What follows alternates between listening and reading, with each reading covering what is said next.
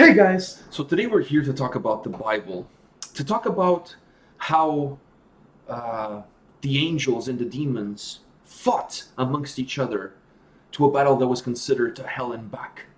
Ooh. Did you like that I segue? did. Yeah. I thought you were you didn't know where I was No. going with this. You're like, what the hell I was is just going going to on stop here? you midway and just say, no, we're doing Sabaton. Yeah, the headphones are falling off. Yeah, that's what I was going with. The hell and back battle between angels and demons and the fight of Cool. good versus evil. That was a good one. Yeah, I think that's. I don't think that it has nothing to do with the song whatsoever, but that was a nice little segue, I must say. Yeah. Yeah, a nice little intro. I'm trying to make our channel a little bit more classy. I'm trying. I mean, like, come on. I talk about hot Quickie testicles boots. and quickie boots and fuck me boots and The two- finger banging. Yeah. Yeah, finger banging. So, hey, it's not every day that you finger bang thousands of people at one time. I just did it. All right, so To Hell and Back was the last song that they played at the show in Toronto, Yeah. right? I don't remember a single note, a word, a guitar riff, nothing. I honestly, that show to me, I was so hyped, and especially when I saw Chuck Liddell's ripped pants, I got even more hyped because I was expecting for some, horrible wardrobe malfunction. I mean, it was already malfunctioning, but I was Yeah. expecting to go even on a higher I just scale. hope my Sabaton pants don't do that. No, I don't see you stretching as much as he does. Like, he goes on these weird stands when he's singing. Yeah. Like, especially Cliffs of Gallipoli, he stretches his legs He almost did, like... he did like the splits. I know, he's like Jean-Claude Van Damme in Bloodsport, Maybe not as Van Damme, but, kind of. More Chuck Liddell. Yeah, Chuck Liddell doesn't do the splits. He's the Iceman. Chuck Yeah. Liddell. That was his nickname. The real Chuck Liddell, his nickname Really? was the Iceman. Yeah, the Iceman. Iceman Chuck Liddell. Anyways, so you know this song. I do. I know this one. I only and, heard it once, and, and I don't know anything about it. There's two songs that we haven't done on the channel that I know That we he will. doesn't, which is this one and the Swedish Pagan one. Which you have the T-shirt, actually. I do. All right, so we're here to do To Hell and Back, the official video. I'm not going to say are you ready, because you already know the song. So this I is have gonna never be... seen the music video though. You've never seen the music video. Okay, so at least you've never seen the music video. I don't remember Lickly Split from this song, so to me, this is going to be like listening to it for the first time. All right, you ready? Yeah.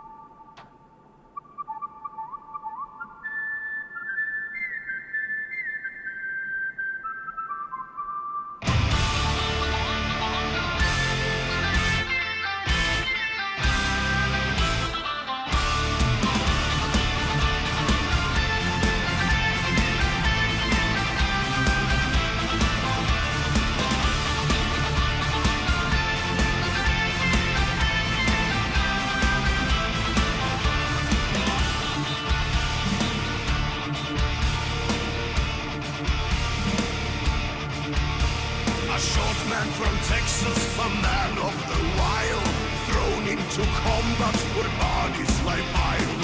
Hides his emotions, his blood's running cold.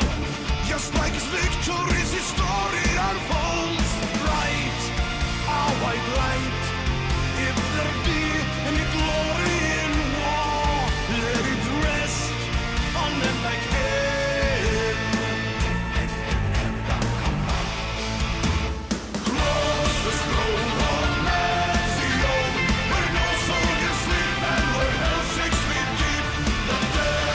Weight, there's no debate.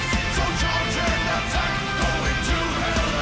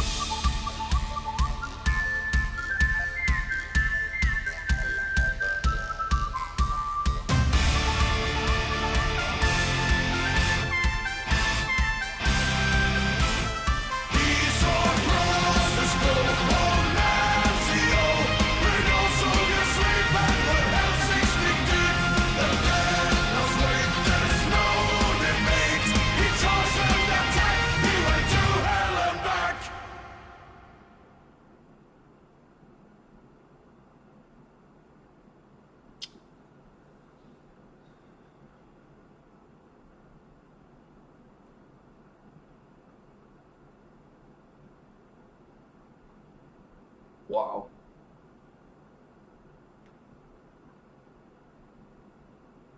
Holy crap. It's a lot of metals. Yeah. Holy crap.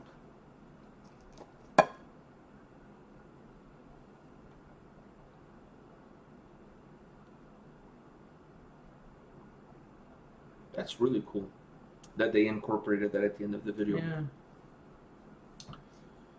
So let me say this. I have, let me go first because, well, I normally go first, but sometimes I let you go first. But you already know the song, so Yeah, so I don't let me say much. this.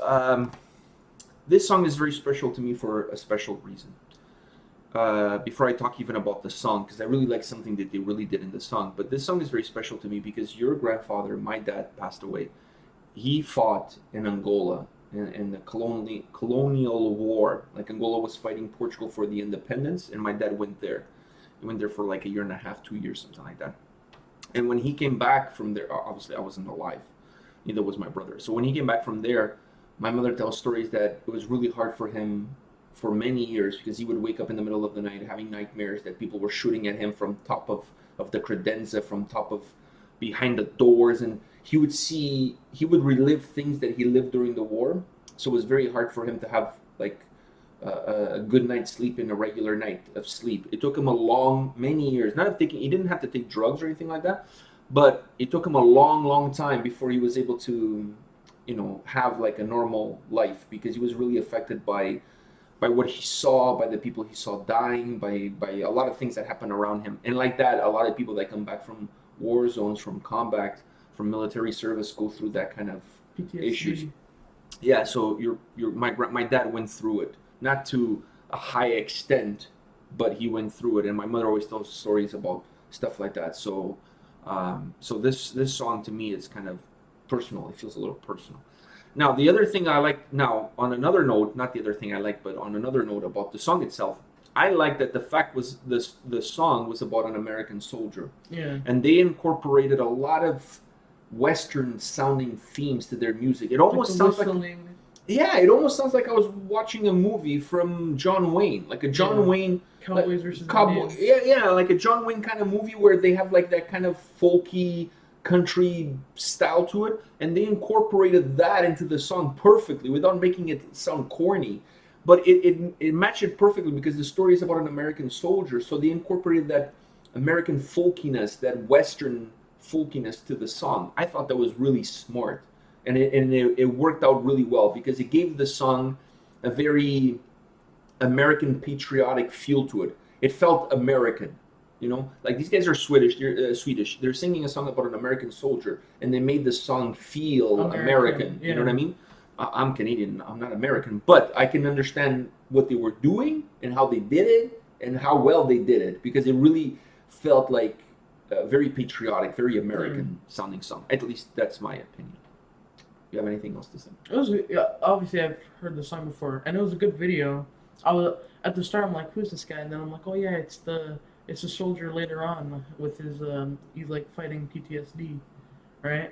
So it was a good video. And one thing also, if you read the story at the end, right, he closed himself in for 7 days in a motel room and stuff. So that's that part in the middle. That's what they're playing on. Him in the room going through the withdrawal of not having the drugs and all that kind of stuff, right? So it's really the whole video is really well put together. There's movies on him. Is there? Yeah. Oh wow. Well, when I searched this up before on Wikipedia, there's movies on him. Very interesting. Yeah. We got to check it out. Yeah. Like we did after we watched the Cliffs of Gallipoli, we watched the movie Gallipoli. Yeah. Which by the way, was one of the most depressing movies ever. Oh. With what's this guy's name?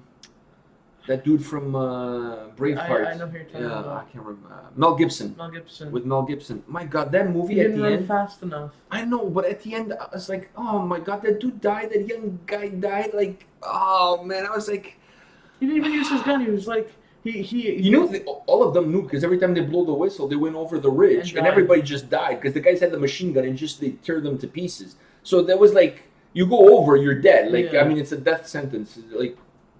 And he didn't get there fast enough to tell them not to go over because if it was the other guy would have gotten there faster. Maybe. Wow, but it's such. Because the other guy was that movie faster. was had such a depressing sad end to that movie. Wow. Because he was a minor. He was not even supposed to be there. He like forged his documents just to get there because he Yeah. wanted to serve his country. And then there's also the Talvasota movies, but they're in Finnish. Yeah, my Finnish is very limited to things that have to do with testicles. Yeah. So I'm not ready to watch a full-length Finnish movie because my Finnish right now is... And then we watched the documentary on the inmate 4859. Yeah, that documentary, by the way, was absolutely badass. So Sabaton, what Sabaton does to us is we listen to songs and then we look for movies that have to do with the songs and then we go watch the movies. So that or documentaries. or documentary, so that we learn more about the history of our world. Yeah, the military history. I should say military history. All right, guys, this is it for today. I hope you guys enjoyed this video, and we will be back tomorrow with more. See you guys. See ya.